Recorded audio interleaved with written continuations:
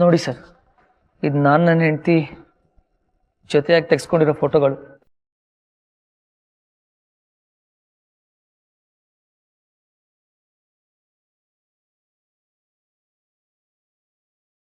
Sir, ಇದು ಮೊನ್ನೆ ಹಬ್ಬಕ್ಕೆ ತೆಗೆದಿದ್ದು.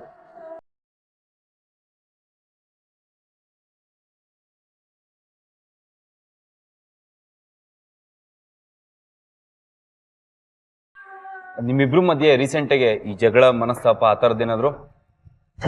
ಇಲ್ಲ ಸರ್, ಜಗಳ ಮನಸ್ತಾಪಕ್ಕೆ ಕಾರಣನೇ ಇಲ್ಲ. ಇನ್ಫ್ಯಾಕ್ಟ್ ನಮ್ಮಿಬ್ರು ಮಧ್ಯೆ ತುಂಬಾ ಒಳ್ಳೆ ಅಂಡರ್ಸ್ಟ್ಯಾಂಡಿಂಗ್ ಇತ್ತು. ನಮ್ಮ ಅಕ್ಕಪಕ್ಕದ ಮನೆಯವರು, ಫ್ರೆಂಡ್ಸು ನಮ್ಮನ್ನ ಬೆಸ್ಟ್ ಪೇರ್ ಅಂತ ಕರಿತಿದ್ರು. ಒಂದ್ ನಿಮಿಷ.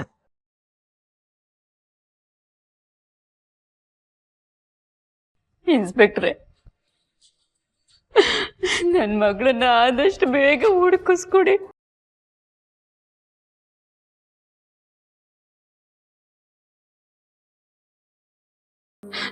ಯಾವ ತೊಂದ್ರೆ ಸಿಕ್ಕಾಕೊಂಡಿದ್ದಾಳು.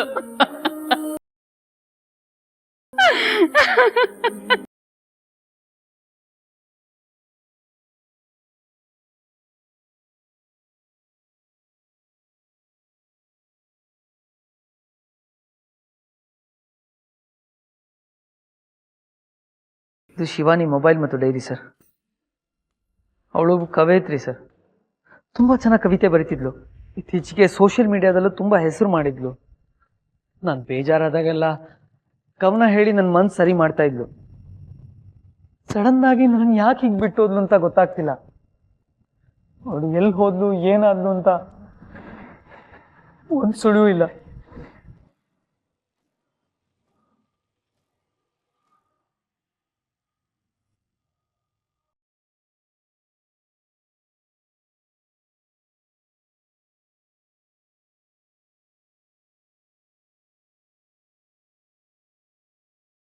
ರಿಲೇಟಿವ್ಸ್ ಮನೆಗೂ ಹೋಗಿಲ್ಲ, ಫ್ರೆಂಡ್ಸ್ ಮನೆಗೂ ಹೋಗಿಲ್ಲ, ಲೆಟ್ರ್ ಕೂಡ ಬರೆದಿಟ್ಟಿಲ್ಲ.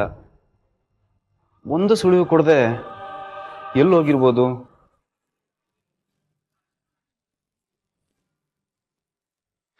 ಇನ್ಸ್ಪೆಕ್ಟರ್, ಪ್ಲೀಸ್ ನನ್ನ ಹೆಂಡತಿ ನೋಡ್ಕೊಡಿ. ಅವಳು ಇಲ್ಲದೆ ನಾನು ಬದುಕಿರಕ್ಕಾಗಲ್ಲ. ಪ್ಲೀಸ್, ಅವಳೇ ನನ್ನ ಜೀವ, ಅವಳೇ ನನ್ನ ಲೈಫ್.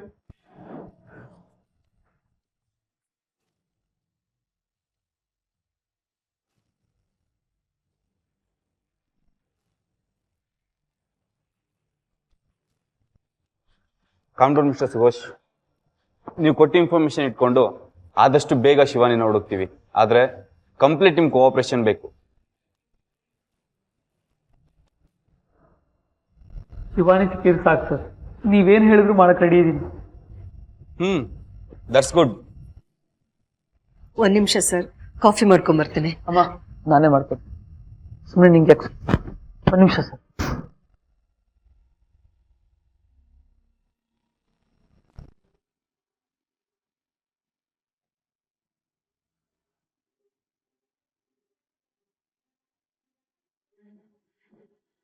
ಸುಮ್ಮನೆ ರೀ, ಏನೂ ಆಗಲ್ಲ.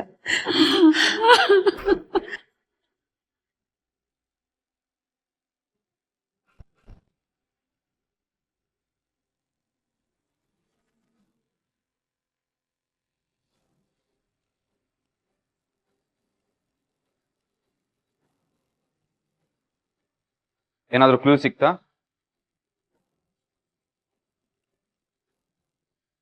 ಸರ್, ಒಂದು ನಿಮಿಷ ಆಡಿಯೋ ಕೇಳಿ.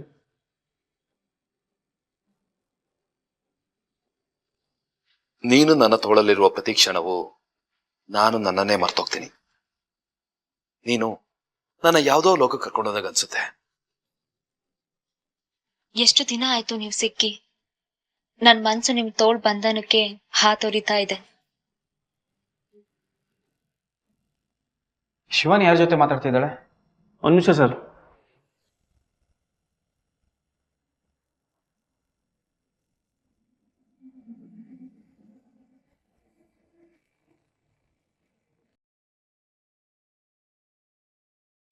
ಸರ್, ಸಿಕ್ತು ಸರ್. ಗುಡ್. ಯಾರದು? ಸರ್, ಈ ನಂಬರು IPS ರವಿಕಾಂತ್ ಸಾರ್ದು. ವಾಟ್?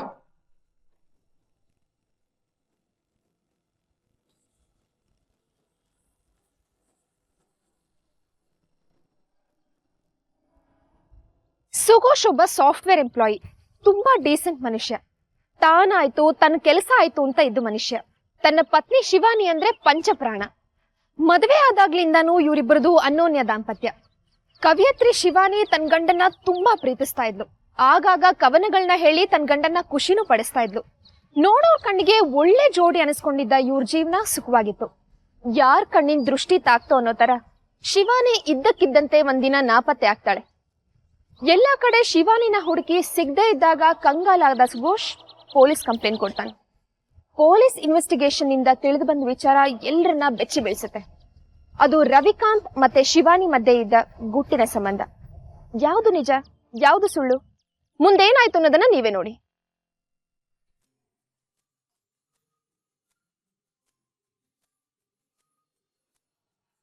ನಿನಗಾಗಿ ತಂದಿರುವೆ ಮುತ್ತಿನ ಹಾರ, ಇದಕ್ಕಿಂತಲೂ ದುಬಾರಿ ನಿನ್ನ ಮುತ್ತಿನ ಸಾರ.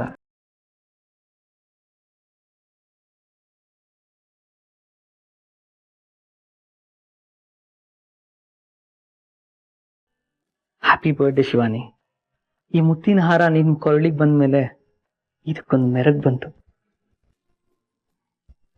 ಸುಘೋಷ್, ಬರ್ತಾ ಬರ್ತಾ ನೀವು ಕವಿ ತರ ಮಾತಾಡ್ತಾ ಇದ್ದೀರಾ ಅಂತ ಅನ್ಸುತ್ತೆ. ನಂಗೂ ಅದೇ ಭಯ, ನಿನ್ ಸೌಂದರ್ಯ ಎಲ್ಲ ನೋಡ್ತಾ ನೋಡ್ತಾ ನಾನು ಕವಿ ಆಗ್ಬಿಡ್ತೀನೋ ಅಂತ. ನೀವ್ ಹಾಗೇನಾದ್ರೂ ಕವಿತೆ ಬರೆಯೋದಿಕ್ ಶುರು ಮಾಡಿದ್ರೆ ತುಂಬಾ ಫೇಮಸ್ ಆಗ್ಬಿಡ್ತೀರಾ. ನೋಡಿ, ನಿಮ್ ಸಾಫ್ಟ್ವೇರ್ ಕೆಲಸ ಬಿಟ್ಟು ಕವಿತೆ ಬರೆಯೋದಿಕ್ ಶುರು ಮಾಡಿ. ಹೌದೌದು, ನಾನು ಅದನ್ನೇ ಅನ್ಕೋತಾ ಇದ್ದೆ. ಈಗ ನಾನು ಸಾಫ್ಟ್ವೇರ್ ಕೆಲಸ ಬಿಡ್ತೀನಿ, ಆದ್ರೆ ಕವಿ ಆಗೋಕ್ಕಲ್ಲ.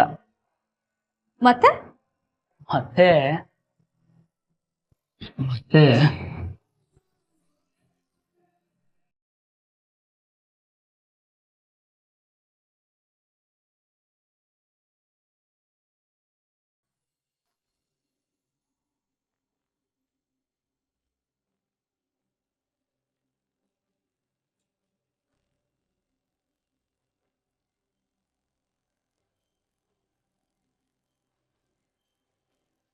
ಸುಘೋಷ್,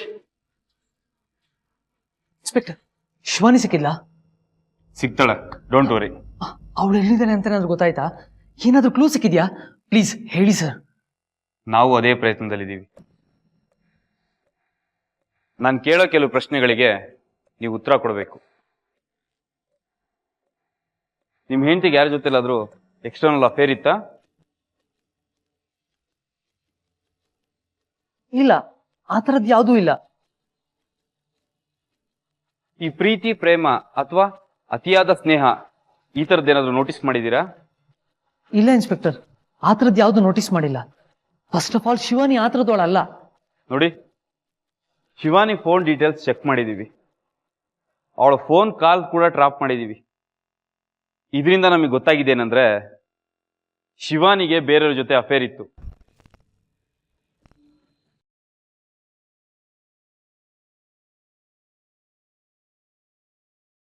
no inspector, no chance. Yes, ಎಲ್ಲ ಕನ್ಫರ್ಮ್ ಮಾಡ್ಕೊಂಡೆ ನಿಮಗೆ ಈ ವಿಷಯ ತಿಳಿಸ್ತಾ ಇದ್ದೀನಿ.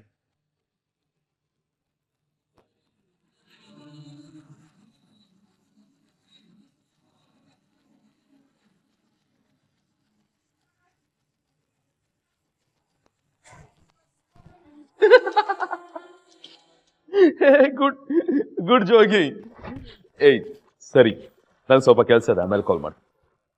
ಬಾಯ್.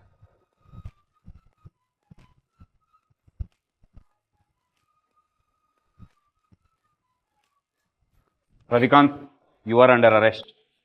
ವಾಟ್? ಏನ್ ಹೇಳ್ತಾ ಇದ್ದೀರಾ? ನಿಮ್ಮನ್ನ ಅರೆಸ್ಟ್ ಮಾಡ್ತಾ ಇದ್ದೀವಿ. ಗೊತ್ತಿದೆ ಕಣ್ರಿ, ಅದೇ ಯಾಕೆ ಅಂತ ಕೇಳ್ತಾ ಇದ್ದೀನಿ. ನಿಮಗೆ ಗೊತ್ತಿಲ್ವಾ? ಗೊತ್ತಿಲ್ಲ. ನನಗೆ ನನ್ನ ಚೇಂಬರಲ್ಲಿ ಈ ರೀತಿ ಮಾತಾಡ್ದಲ್ಲ ಇಷ್ಟ ಆಗಲ್ಲ. ಅದನ್ನ ಪೊಲೀಸ್ ಸ್ಟೇಷನ್ಗೆ ಹೋಗಿನೂ ಮಾತಾಡ್ಬೋದು. ನಾನು ಯಾರು ಅಂತ ಗೊತ್ತಾ? ಗೊತ್ತಿದೆ, IPS ಆಫೀಸರ್. ನಿನ್ ಬಗ್ಗೆ ಎಲ್ಲ ಗೊತ್ತಿದೆ ಬಂದಿರೋದು. ಬಾರಯ್ಯ, ಕಾಲ್ ರೆಕಾರ್ಡ್ಸ್ ನೋಡಿದೀವಿ. ಅರೆಸ್ಟ್ ವಾರೆಂಟ್ ಇದೆಯಾ? ಇದೆ.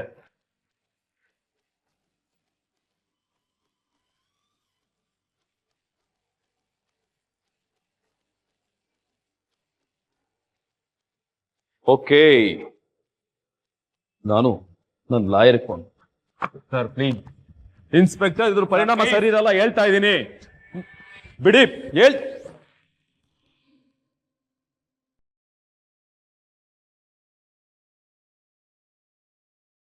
ಅಳಿಯಂದ್ರೆ ಶಿವಾನಿ ಮಾಡಿದ ತಪ್ಪಿಗೆ ನಾವು ಕ್ಷಮೆ ಕೇಳ್ತೀವಿ. ಮತ್ತೆ ನೀವ್ಯಾಕೆ ಸುಮ್ಮನೆ ಕ್ಷಮೆ ಕೇಳ್ತೀರಾ?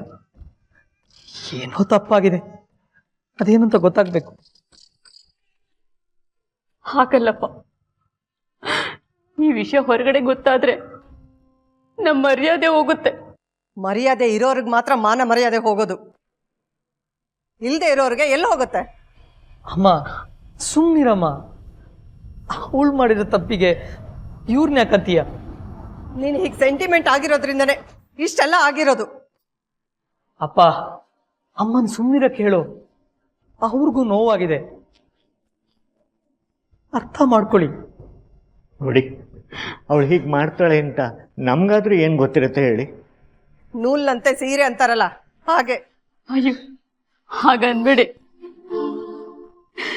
ಮಗಳನ್ನ ಚೆನ್ನಾಗಿ ಬೆಳೆಸಿದ್ದೀವಿ, ಆದ್ರೆ ಬೇರೆ ಏನೋ ತಪ್ಪಾಗಿದೆ. ಬಿತ್ತಿದ ಹಾಗೆ ಬೆಳೆ. ನನ್ನ ಮಗನ ಮರ್ಯಾದೆ ಜೊತೆ ನಮ್ಮ ಮನೆ ಮರ್ಯಾದೆ ಎಲ್ಲ ಹೊರಟೋಯ್ತು. ಯಾರು ಮಾಡಿದ ತಪ್ಪಿಗೆ ನಾವು ಶಿಕ್ಷೆ ಅನುಭವಿಸ್ಬೇಕು. ಮಕ್ಕಳನ್ನ ಸರಿಯಾಗಿ ಬೆಳೆಸ್ತಾ ಇದ್ರೆ ಹೀಗೆ ಆಗೋದು. ಅಮ್ಮ ಸುಮ್ಮನಿರಮ್ಮ ಪ್ಲೀಸ್. ಈಗಾಗಲೇ ಬೇಜಾರಾಗಿ ಹಿಂಸೆ ಆಗ್ತಾ ಇದೆ, ನೀನ್ ಬೇರೆ ಹೀಗೆ ಇನ್ನೊಬ್ಬರನ್ನ ಹಂಗಿಸ್ತಾ ಇದ್ರೆ ಯಾರ್ದೋ ತಪ್ಪಿಗೆ ಯಾರಿಗೋ ಶಿಕ್ಷೆ.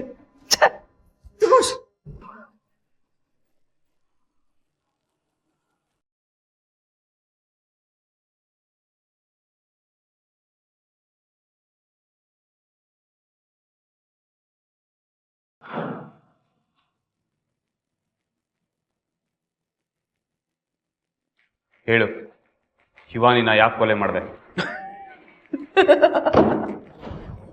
ಮಾಡದೇ ಇರೋ ಕೊಲೆನ ಹೇಗೆ ಒಪ್ಕೊಳ್ಳೋದು ಇನ್ಸ್ಪೆಕ್ಟರ್? ಬಾಯಿ ಮಾತಲ್ಲಿ ಹೇಳಿದ್ರೆ ಒಪ್ಕೊಳ್ಳಲ್ಲ ನೀನು. ಕಾಲ್ ರೆಕಾರ್ಡ್ ಎಲ್ಲ ನೋಡಿದೀವಿ, ನಿನ್ ಬಗ್ಗೆ ಚೆನ್ನಾಗಿ ಗೊತ್ತಿದ್ದೆ ಇಲ್ಲಿ ಹೇಳ್ಕೊಂಬಂದಿರೋದು. ಮರ್ಯಾದೆಯಾಗಿ ಹೇಳಿದ್ರೆ ಸರಿ, ಇಲ್ಲ ಅಂದ್ರೆ ನಮ್ ಟ್ರೀಟ್ಮೆಂಟ್ ಹೇಗಿರುತ್ತೆ ಅಂತ ನಿಂಗೂ ಗೊತ್ತಿದೆಯಲ್ಲ. ನನಗೂ ಅವಳಿಗೂ ಸಂಬಂಧ ಇತ್ತು, ಆದ್ರೆ ನಾನು ಅವಳನ್ನ ಕೊಲೆ ಮಾಡಿಲ್ಲ.